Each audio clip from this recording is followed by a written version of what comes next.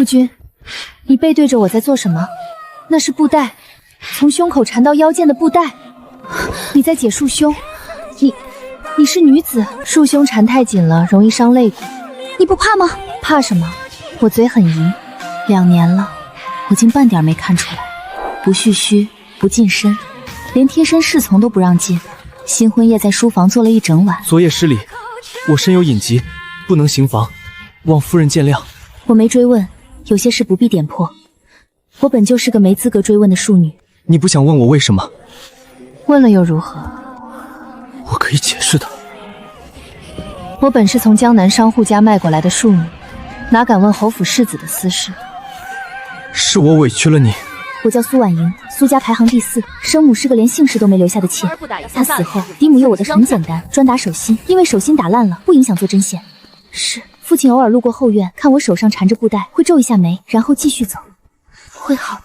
及笄那年，侯府忽然遣人送来庚帖，说要履行一桩旧年婚约。嫡母的脸当场白了。怎么会是侯府？她攥着庚帖的手在抖，但最终什么都没说，只让人给我裁了一身嫁衣，料子是家里最差的那批，颜色却足够红，颜色倒是够红。坐上花轿那天，我透过盖头的缝隙往外看了一眼，苏家的大门在视野里越来越小。不哭，我一点都没哭。靖安侯府世子谢景慈是金华城里鼎鼎体面的人物。谢世子今日气势更盛，护卫事谁还敢提？弱冠之年便领了从5品，后生可畏啊！世子请。往朝堂上一站，6部的老大人都要让3分，唯独有些闲话总在暗处流传。面白无须，声若清泉。闭嘴！你不要命了！没人敢把话说完，因为上一个说完的被谢景轩当街按着脑袋拍进了护城河。不敢了，不敢了！那天我恰好在廊下晾药材，远远看见他提着剑回来，满脸寒霜，步子又急又沉。走到拐角，他忽然看见了我，他们自己摔了跤，寒霜碎了个干净。我没拆穿。天寒，夫君回屋吧。厨房炖了当归羊肉汤，他接暖炉时指尖蹭到我的手背，整个人像被蛰了一下，猛地缩回手，暖炉差点摔地上，声音闷闷的，耳根红透了，然后转身走了，步子比来时还急。夫君慢些走。那碗当归羊肉汤最终凉在了桌上，凉了。成婚2年，他躲我的本事早练得炉火纯青，2年了，倒是练得炉火纯青。其实我知道，他不是冷，真正冷的人不会半夜让人送来3趟加汤。世子夫人身体不适，不见外客，也不会每个月准时放一枝绒花。被我问起，就说是丫鬟买的。他不是冷，他是怕。怕什么？我当时还不知道。夫人，外头雪下得这么急，您还要去送汤？他还没用晚膳，世子爷说不定在书房忙着呢。夫人您身子弱，奴婢去送吧。我自己去。夫人，那您披厚实些。知道了，你回屋吧。夫君，敲了几遍门，没人应，放这里吧，他回来就能喝了。什么声音？夫君，是你在里面吗？若他当真身体不适，我不能装没听见。夫君，我进来了。红栓未落，要不要去喊府医？夫君，那是你在解束胸。夫君，你背对着我在做什么？那是布带，从胸口缠到腰间的布带。你在解束胸。你是女子，肩线柔和，腰身纤细，那不是男子的身形，那分明是女子的身体。不蓄须，不行房，不让任何人进内室，连吵架都要刻意压粗嗓音。前天咳嗽时声音没压住，尾音翘起来，软得不像话，全说得通了。我的夫君不是男的，是女的。你看到了多少？我欺君，假冒世子，满门抄斩。我嫁的人是假的，我的婚姻是假的。如果这件事暴露，侯府完了，他死我也活不了。他不是攻击的姿态，他是在等死，等我尖叫，等我跑出去，等他经营了20年的一切，在这一刻全部崩塌。我松开了帕子，掌心的汗在风里变凉。别怕，不冷了。你做什么？你不怕我吗？不怕，你又不是别人。我没看他的眼睛，垂着目光。束胸缠太紧了，容易伤肋骨。他说什么？预想中的尖叫没有来，质问没有来，崩溃没有来，来的是一句束胸缠太紧了。他眼泪掉下来的时候，自己好像都没意识到。我在外面等，你先把衣服穿好，让他一个人待会儿吧。走到屏风另一侧，我靠着墙壁站定，闭上眼，心跳仍然很快。身后传来窸窣的声响，不料这个声音还有1、2声极力压抑的抽噎。过了许久，身后的声音停了。好了，他的嗓音还是哑的。我转过身，谢景慈坐在榻边，衣袍整齐，头发重新束好，看起来又是那个冷峻清俊的世子模样，只是眼眶还红着，手指紧紧绞着衣摆没松开。你打算怎么办？要和离，还是……我若要和离，方才就该尖叫着跑出去了。我在他对面坐下，隔着一张小桌子，看着他。听好了，谢景慈，我只说一遍，我苏婉仪嫁进侯府，不是为了嫁你这个人，是为了离开苏家那个吃人的地方。你是男是女，于我而言不重要，重要的是这2年来，你没打过我，没骂过我，没把我当货不转手。光凭这一点，你就比苏家所有人都强。他的嘴唇抿成一条线，下颌绷紧，像是在拼命忍住什么。他没忍住，眼泪又掉了下来。这回他伸手狠狠抹了一把，抹得眼角都红了。我站在原地没动，没说话，只是看着他。他低着头，手指还攥着衣摆，肩膀微微颤抖。过了很久，他才抬起头。你就不怕我这桩事若暴露，是满门的罪？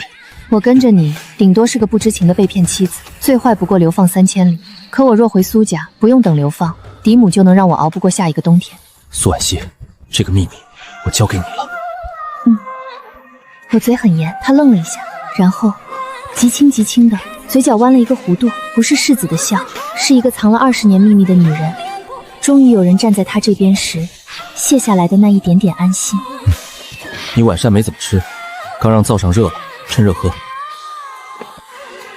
原来凉了之后，他又让人重新热过了。我想送，你收着。那多谢世子爷赏赐。别这么叫。夫君大人。更别这么叫。晚安。堂堂世子爷被人识破真身后，居然只是送了碗汤，汤明明是咸的，可怎么尝出了一点甜？这个秘密从今夜起就不再是他一个人的了。说实话，火候过了，羊肉炖得太烂，当归味也重了些。没想到堂堂靖安侯府世子让我保守秘密的手段，居然是一碗炖过头的羊肉汤。天刚蒙蒙亮，丫鬟春心就来敲门了。夫人，老夫人让您去正院用早膳。侯府的规矩，每月初1、15，全家去正院给老夫人请安。今日正好是15。到正院时，谢景慈已经坐在老夫人左手边，月白长袍，腰间佩剑，坐姿如松，眉眼冷淡，薄唇微抿，整个人像一柄收在鞘里的刀。我在心里感叹，这人演了20多年男人，功力炉火纯青。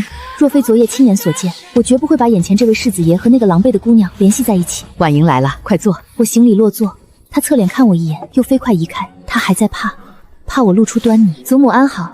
夫君今日起得早，只喝了杯茶就出门了，也不知饿不饿。这话说得自然极了。老夫人的目光带着审视。景慈啊，听说昨日你在朝堂上又与户部侍郎起了争执。那人贪墨西北军饷，数目不小，我若不参，便是纵容。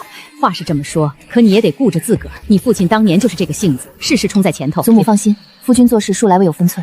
婉莹啊，嫁进侯府这2年，你受委屈了。祖母说哪里话，侯府上下待我很好。景慈，你媳妇是个聪明人，看来是在试探我。昨晚的事，你当真不会说出去？都问了几遍了，我说话算话。不过，你也得答应我一件事。什么事？束胸换松一些的，勒太紧伤身，长久下去肋骨会变形。你少管这些有的没的。夫人，苏家来人了。谁来的？王伯，说是老爷打发来的，在前厅候着呢。嫁进侯府2年，苏家总共派人来过3次，大小姐没有一次世子夫人是来问我过得好不好。老爷惦记。说正事吧。户部是这么回事，家里最近接了一笔江南漕运的生意，想请侯府帮忙跟户部那边打个招呼。什么时候攀上户部了？这不是工部那边的关系，不太好使了。侯爷想着世子爷帮上忙，所以侯爷的意思是让我去求夫君替苏家疏通关系。不是求，是帮忙，一家人嘛。王伯，我姓苏，但我更是靖安侯府的世子夫人。大小姐，三小姐的婚事已经在相看的是谁？侯爷说侯府帮忙，三小姐的婚事还能拖。谁家？知州刘家。刘志州年过5旬，如今届才14，回去告诉我父亲，拿三小姐杯威胁我，他打错了算盘。客人该走了。你还好吗？你怎么来了？路过。你不是路过。春杏那丫头嘴快，我听说苏家来人了，怕你被欺负。谢景慈，你心真软。谁心软了？我只是不想侯府的门面上不好看。三小姐的事，你若想管，我可以帮忙。明明自己都是泥菩萨过江，还有闲心管我妹妹的安危，这个人矛盾的厉害。今日天气不错，厨房新来了个厨子，桂花糕做的还行。你若爱吃，我让他每天做。谢谢。码得这么整齐，倒像是有人在厨房死死盯着做的。第2天妆桌上的红豆酥，第3天枕头底下的画本，每样东西出现的时候，都是他恰好不在时候。发现了我的目光，他就假装看天，但那个极小的个弧度还是被我看见了。夫人，出大事了！什么事？外面都传遍了，说世子爷有隐疾，侯府怕是要绝后了。茶楼里、酒肆里都在议论。够了，从哪儿传出来的？教坊司传的，说世子爷喝醉被搀进去，结果什么都没发生。世子爷人呢？还没下朝。下朝经过长安街，两侧全是茶楼酒肆。夫人，您去哪儿？去接我夫君下朝。靖安侯世子成婚2年，夫人肚子一点动静都没有，连那事儿都不行，可惜了世子夫人。嘘，侯府的人可不好惹。这群人在找死，连那事儿都不行，可惜了世子夫人。嘘，侯府的人可不好惹。这群人在找死，既敢背后议论侯府，就要承担被听见的代价。这位娘子是靖安侯世子夫人苏氏。几位方才的话我听见了。世子夫人说笑了，我们不过是随口闲聊。随口闲聊？那我问一句，红袖姑娘的话，你们是亲眼见了还是亲自验了？难不成你们藏在世子床底，扒着窗户偷看？你没看得见就是道听途说，凭歌姬一面之词编排朝廷命官，你们的功名还想不想要了？夫人教训的是，小人这就滚。他静立在此处，不知站了多久，又听去了多少。等很久了吗？下朝了怎么不进去寻我？方才的事我都看见了，委屈你了。婉莹，走吧，我们回家。那个家字说得太轻，轻的差点被晚风盖了过去。苏婉熙，谢谢你。不客气。不过你真去过教坊司找那个红袖？我没有，是同僚硬拉去的。我做了不到1炷香就走了。对，你故意的。可这点轻松的笑意只维持了片刻。世子夫人，宫里来人了。什么人？是内侍监赵公公，待陛下口谕。陛下听闻世子抱恙，特命您即刻入宫，接受太医院诊脉。诊脉，一旦诊脉，女儿身必定暴露。诊脉，我不能入宫，一去就全完了。别怕，你先去，我来想办法周旋。万事，拜托你了。这一步踏出，往后便是步步惊心。帮我磨墨。夫人，这个关头你要写什么？必须赶在谢景禅进宫之前把信送出去。我要赌一次，这是我们唯一活下来的机会，却已是绝境之中唯一的生路，哪怕只有一线希望，我也不能退。太医院周鹤年，侯府旧部，欠侯府一条命，我赌他会来。把这封信送去太医院周鹤年府上，立刻就去。夫人放心，我这就去送。信里没有提他任何具体的事，至于他是否知道他的秘密，是否愿意遮掩，我不知道，但总好过让陌生太医按上他的手腕。如果周鹤言不肯帮忙，如果太医已经在诊脉，如果皇帝起了疑心，如果他回不来了，想到这里我才发现自己的手在发抖。门口有人，是谁来了？信已经送出去了吧？您怎么知道信的事？别紧张，周鹤年是我让人安排进太医院的，3年前的事儿。所以您从一开始就知道了？知道什么？知道世子的隐疾，他是女儿身。婉莹，这府里头真正的聪明人不是景慈，景慈他爹靖安侯谢崇远18年前死在北境。18年谢崇远战死北境，死讯传回京城的那天，景慈刚满3岁，侯府嫡子只剩他一个。一个3岁的从3起，请先生教骑射、绑束胸、学粗声。18年，他没穿过一天裙子。3岁，一个3岁的孩子，被亲祖母剥掉了性命，塞进另一具壳子里活了18年。你怪我吗？我不怪你。你比我想的更好用。这夸人的方式和他一模一样，直白到冒犯。周鹤年今夜会帮景慈打过去，但只能挡这一次。皇帝不是傻子，今天照诊脉，明天就可能指侧妃。所以您的意思是？所以你得尽快给侯府生个孩子。您说什么？不是你真生？我在江郊有一处媳妇儿，上月商哥生了个男孩，若你肯认下，对外就说是你与景慈的嫡长子。不行，这是目前最稳妥的办法。这是一个谎上面叠另一个谎，孩子是活人，不是棋子。拿别人的骨肉冒充世子嫡子，一旦走漏风声，侯府今天的处境会比现在糟糕10倍。况且，您真觉得谢景次会同意吗？他的表情变了，有疲惫，有不甘，还有心虚。他不会同意，他从来都不听我的。夫人，世子回来了，世子回来了，他回来了，让他先来见我。我先去前院接他。他回来了，我要去接他，可那脸色不对劲。他回来了，脸色怎么这么差？这位就是周鹤年周大人吧？世子夫人，今夜之事，下官已处理妥当。陛下那边，我以气虚体寒，需长期温补为由拒了脉案。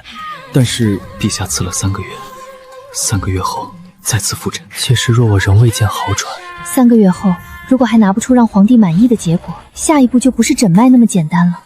他没有说完，但我知道那意味着什么。周大人走了，院子里只剩我和他，院子里只剩下我和他了。他站在影壁前，2条手臂垂在身侧，肩膀压得很低，不像朝堂上那个把御史台骂到哑口无言的世子爷，倒像是从战场上走回来，浑身戾气被抽干的兵。老夫人在正厅等你。他迈出去了，要去正厅见老夫人。他怎么停下来了？是你让人送信给周鹤年的。他背对着我，冬夜的风吹过来，袍角往一边翻。你怎么知道他会帮忙？不知道，我猜的。他沉默了，不知道在想什么。好在猜赢了。然后他走了，往正厅方向去。他走到拐角了，我站在原地，看着他的背影。苏婉莹，你以后别再拿自己生命在冒险。他在叫我，说了什么？我隐约听他说，你以后不要再拿上自己生命去冒险。我站在原地，听着他的脚步声消失在廊道尽头。替你赌的，我不嫌多。这句话我没有说出口，哪怕不说出口，他也会知道的。我回到房里，桌上那3盏冷茶还摆着，一口没动。我伸手去收，碰到其中一只杯子的杯壁，是老夫人碰过的那只。杯壁上有些微的温度，她方才喝茶的时候手没有抖，说起18年前的事情，声音也没有抖，但她拿杯子的力道把茶盏的边缘硌出了一道浅浅的指甲印。这个老太太比谢景然更能装。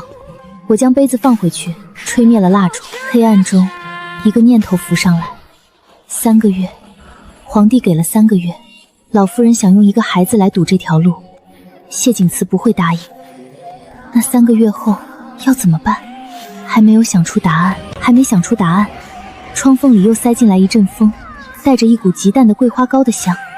我扭头看向窗怀，月光下，一只油纸包安安静静地搁在窗沿上，是桂花糕。这个味道是它。纸包上压着一张字条，只有2个字：晚安。字迹写得很用力，墨都印开了，像是写了好几遍才挑了一张最工整的。我把字条折好，压在了枕头底下。办法还没有，但我知道自己不会袖手旁观。3个月不算短，3个月，这3个字像是从宫墙上剥下来的一块砖，又冷又硬，翻来覆去睡不着，索性起来把枕头下的字条摸出来看。月光太暗，什么都看不清，但墨痕艳得厉害，摸起来毛躁。他写字一定攥笔很紧，这是他写的，藏着他没说出口的温柔。夫人，今儿怎么亲自下厨？世子爷昨夜回来晚，没怎么吃东西。犹豫了一下，我还是把桂花醋换成了红豆酥。那家伙前天塞的红豆酥，皮硬馅甜，想来他自己也爱吃。走吧，送去书房。我端着托盘去书房，发现门虚掩着，没想到他竟趴在桌上睡了一夜，没有回内室。我把托盘放下，碗碟声响不大。虽然声音不大，但他还是醒了。他刚抬头的一瞬间，整个人都是懵的，像只被吵醒、脾气不太好的猫。你现在什么时辰了？卯时刚过，你吃点东西吧。他大概是觉得不好意思，耳根还泛着红，死要面子活受罪。这人烫到了舌头，整个人都哆嗦了一下，但还硬撑着没吭声。我把腌萝卜碟子往他那边挪了挪，有点咸了。我腌的。他吃东西的时候不喜欢让人看，习惯用筷子遮住半张脸，但耳朵泛红，样子可爱极了。昨晚老夫人跟你说了什么？你猜到了？老夫人走后，你一夜都没回内室，我怎么会猜不到？他让我想办法弄一个孩子，京郊庄子上。我知道，老夫人她也跟我说了这件事，你不必为难。怎么你也知道？你放心，我没答应她。老夫人提的法子，你不同意，我也不赞同，因为一个假的孩子，只会让侯府的根基更不稳。你当真要让侯府的未来系在一个谎言上？看来他在认真思考我说的话，他沉默着，等我说下去。陛下要的从来不是一个孩子，他要的是侯府的权利，是你的顺从。如果他能借由你的隐疾夺走侯府的爵位，他不会放过一个假孩子，不过是拖延之计，漏洞百出。那依你之见，他在等我的回答。够了，3个月。世子爷，你不是真的不行，你只是不方便行。既然如此，我们为何不将计就计？你要做什么？别紧张，我不会让你做不愿做的事。我做什么，你配合就好。谢景慈，你信任我吗？他没有立刻回答。窗外冬日稀薄的阳光透过窗棂照在他脸上。信。他信我，这就够了。粥喝完了，我起身想去收拾碗筷，让他好好休息。再坐会儿，别着急走。你好，我再陪你坐会儿。书房里很静，只有窗外的鸟鸣声。他看着我，眼神里满是复杂。没关系，想说的时候再跟我说就好。我不想弄孩子，我真的不想弄孩子。我知道，我不会逼你做任何你不愿意做的事，不管是老夫人那边，还是其他任何人，有我在，我会护着你。他强忍着眼泪，那声亲恩里藏着前所未有的依赖，让人心疼。看着他鬓边的碎发，我忍不住想伸手拂去，他的发丝看着就很软。看来你还不习惯这样亲密的动作，我去给你倒杯温水，刚喝完粥，润润嗓子。麻烦你了。我端着温水回来时，他正低头看兵书，看得格外认真。阳光落在他侧脸上，连我走到身边，他都没察觉。喝点水吧，刚喝完粥，润润嗓子。谢谢你。他小口喝着水，阳光落在他发底，模样格外温顺。看着他安安静静的模样，忽然觉得这样的时刻真好。他的眼神柔和了许多，不再像刚才那样沉重。我没再打扰他，搬来椅子坐在他身边，安静地陪着他。书房里很静，只有鸟鸣和书页翻动的声音，这样的陪伴很安心。苏婉星，有你在真好。能陪着你，我也很开心。你的头发还是这么软，揉起来真舒服。傻瓜，跟我说什么谢？我就是觉得有你在很安心。不管什么时候，我都会陪着你，不会让你一个人。他没再说话，重新低下头看书，只是嘴角多了一抹浅浅的笑意。阳光落在他的嘴角，连整个书房心里都变得满是安稳。我靠在椅背上，看阳安望着侧脸陪伴，就是最美好的时光。有他在身边，不管遇到什么，都觉得很安心。我们一起走向内室，他走在前面，步伐轻柔，阳光落在他身上，影子被拉得很长，模样跟在他身后。忽然觉得，不管未来有多少风雨，我们都能有什么可害怕的？不管未来有多少风雨，我都想和你一起面对。我也是，余生皆陪你。侯府的日常在表面上没有变化，谢景慈照常上朝处理公务，我则打理内院，与老夫人请安，与各府夫人交际。但我们都知道，那3个月的期限像一柄悬在头顶的剑，但我们会找到办法的。这日午后，我刚从老夫人院里出来，便在抄手游廊上遇见了一个人。世子夫人。我抬头看到一个身着锦衣的年轻男子，他生得剑眉星目，面如冠玉，笑容亲和。此人正是裴文轩，定国公府的世子。他与谢景慈自小相识，二人算得上是青梅竹马。他常来侯府与谢景慈谈论兵法政事，只是他看我的眼神总带着几分探究，他在打量我。来者不善啊。夫人今日气色看起来不错，侯府有夫人打理，世子可真是省心不少。我笑了一下，没有回应他的恭维。他在等我的回应，但我不会接他的话，也不接他的恭维，我就想看他下一步说什么。裴公子今日怎有空来侯府？许久未见景慈，有些政务上的事想与他商讨。听闻世子近日身体抱恙，不知夫人可曾替世子寻医问药？他这话问的带着一种别样的深意。世子政务繁忙，偶感风寒罢了。太医院的周大人已经诊治过，开了方子，大人不必担忧。我回答的滴水不漏。裴文阳的笑容僵了一瞬，他没想到我会这么应对。周大人啊，他拖长了声音，眼神在我脸上扫过。周大人医术高明，只是有些救急，并非药石能医。他这话已经不是在试探，而是在直接点拨。世子年岁渐大，侯府的香火传承可是他知道，他不仅知道谢景坛的秘密，还以此来威胁我。眼神一凝，他知道，他不仅知道谢景祠的秘密，还以此来威胁。他在试探我的回应。裴公子这话是何意？他没有立刻回答，他不会善罢甘休的。世子夫人是聪明人，有些事心知肚明就好。他凑近了，但我这时候气势不能输，绝不能往后退。侯府的爵位，世子的前途，夫人的安危，可都这是赤裸裸的威胁，但我不能让他看到我的慌乱。若不慎，满盘皆输。满盘皆输，那便试试看。他没想到我会如此直接。夫人好大的口气，侯府的刀可不知是谁都能握得稳的。那便拭目以待。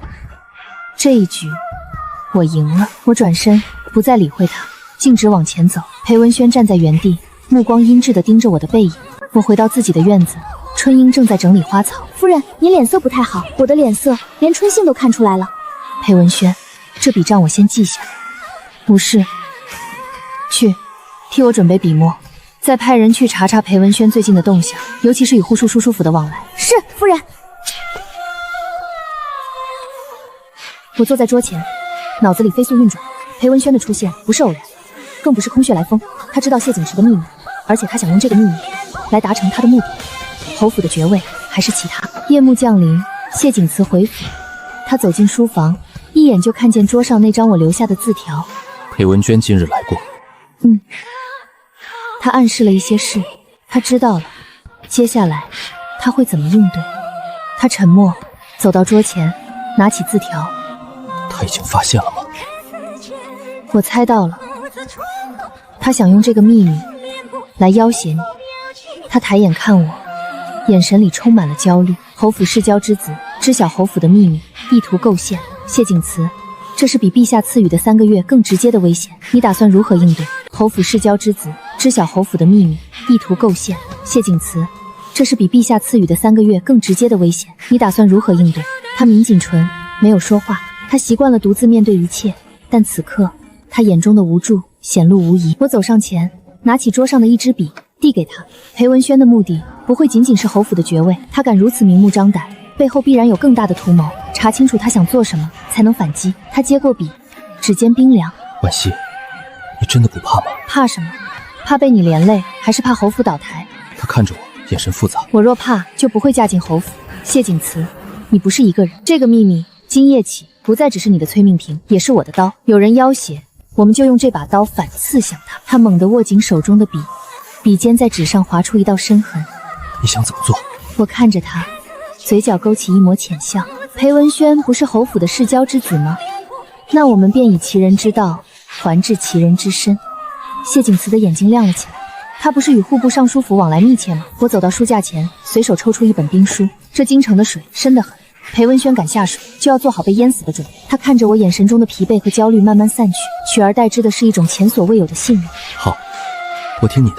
我转过身，对上他的目光。那就从今夜起，让侯府这潭水彻底浑起来。裴晚窗外，夜色正浓，裴文轩的出现像是一投入湖面的石子，激起了无数涟漪，而这涟漪终将演变成滔天巨浪。我看着谢景娟，我知道这3个月我们不会只守不攻，因为裴文轩的刀已经指向了我们。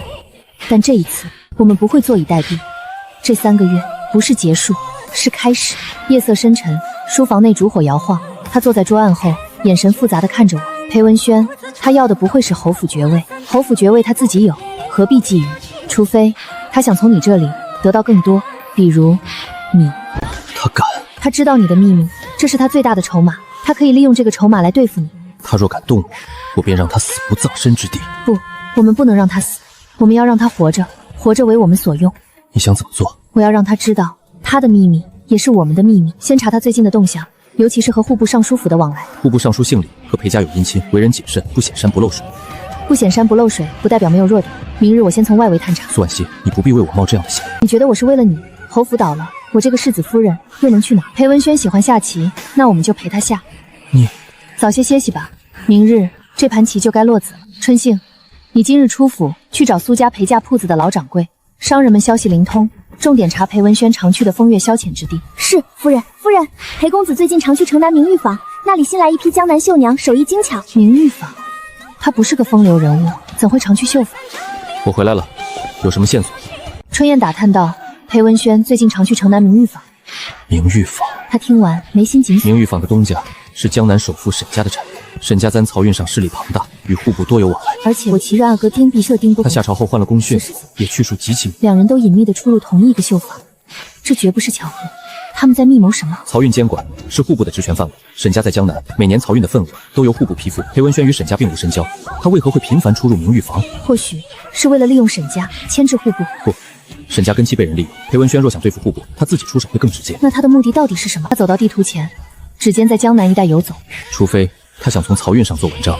漕运每年上缴的税银数目巨大，若有人做手脚，那便是动摇国本的大事。陛下最忌讳钱粮动手脚，裴文言若想借此构陷，他图谋的绝非侯府爵位那么简单。漕运、户部、沈家，他到底想做什么？